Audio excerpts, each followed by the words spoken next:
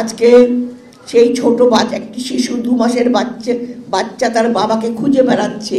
কিন্তু আজকে যারা বিভিন্নভাবে আজকে স্বৈরাচারের দোসরদের সাহায্য করছে,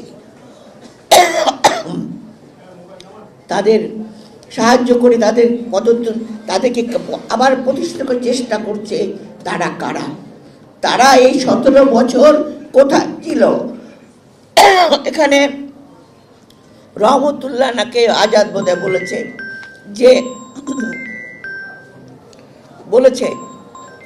যে গত 10 বছর একটি রাজনৈতিক দল শুধু তাদের নিজেদের অস্তিত্ব টিকিয়ে রাখার জন্য চেষ্টা করেছে, কোনোদিন বাংলাদেশের মানুষের সংগ্রামের কথা চিন্তা করে নাই, কোনোদিন তাদের নির্যাতনের কথা চিন্তা করে নাই।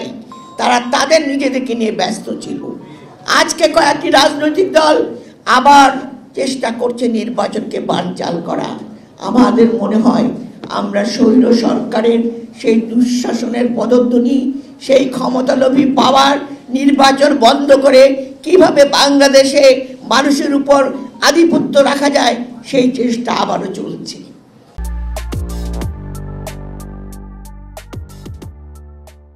আমরা জানি এটা হতে দেবে না।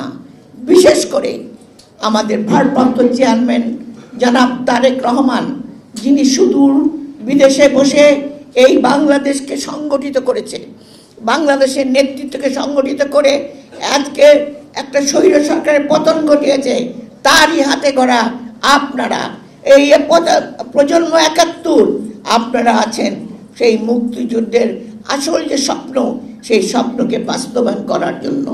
তাই আমরা মনে করি আজকে যে চিন্তাধারা নিয়ে বিভিন্ন জায়গায়, গতকালই দেখেছেন কি অবস্থা হয়েছে।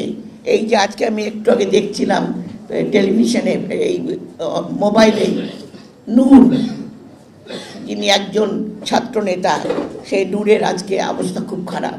এই যে অরাজকতা, এই যে সৃষ্টি, এই যে আইন শৃঙ্খলার অবনতি, এর জন্য দায়ী কারা? সেই কারা দায়ী সেটা আজকে আপনাদেরকে বুঝতে হবে, আমাদেরকে বুঝতে হবে।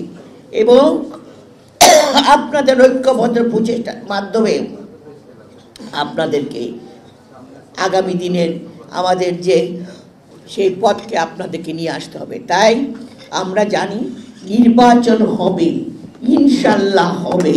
12 ফেব্রুয়ারি যে রোডম্যাপ ঘোষণা করা হয়েছে, সেই রোডম্যাপেই এখানে বাধা আসবে, অনেক রকম বাধা আসবে। সেই বাধাকে অতিক্রম করবে আমার এই তরুণ প্রজন্ম, তরুণের দল, যারা সবসময় দেশকে রক্ষা করেছে।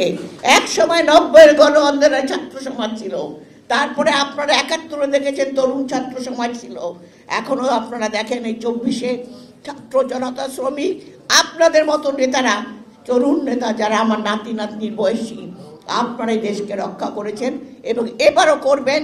নির্বাচনের মধ্য দিয়ে দেশকে আবারও গণতন্ত্র এবং ভোটের অধিকার জনগণের হাতে তুলে দিয়ে প্রত্যেকের ভোট, যার ভোট যাকে খুশি তাকে দেবে, সে তার ইচ্ছা মতো দেবে। কোনো পিয়ার পদ্ধতি চলবে না, না দেবে কাউকে কোনো ভোট দেওয়া হবে না। ভোট দিতে হবে তাদের চাহিদা মতো, তাদের পছন্দ মতো। আমার পছন্দ মতো আমি ভোট দেব, সেই ভোট গ্রহণযোগ্য হবে।